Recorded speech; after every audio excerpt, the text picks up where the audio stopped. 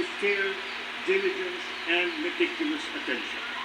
We look to the cooperation of our colleagues in the legislature, not only that our proposed national budget be approved in your usual timely manner, but it be adhered to as closely as possible.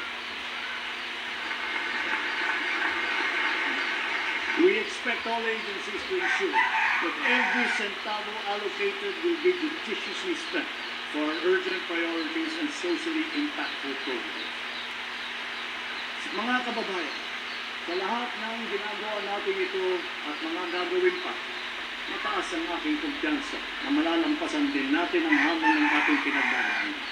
Dahil ito ang pangunahing hinaing ng taong bayan.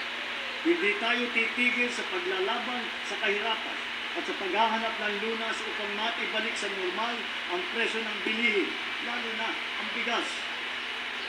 At ngayon po, naririnig po namin ang malakas na sigaw ng taong bayan laban sa mga pogo. Disguising as legitimate entities, their operations have ventured into illicit areas furthest from gaming, such as financial scamming, money laundering, prostitution, human trafficking, kidnapping, brutal torture, even murder. The grave abuse and disrespect to our system of laws must stop. Kailangan nang itigil ang panggulo nito sa ating lipunan at paglalakastangan sa ating bansa.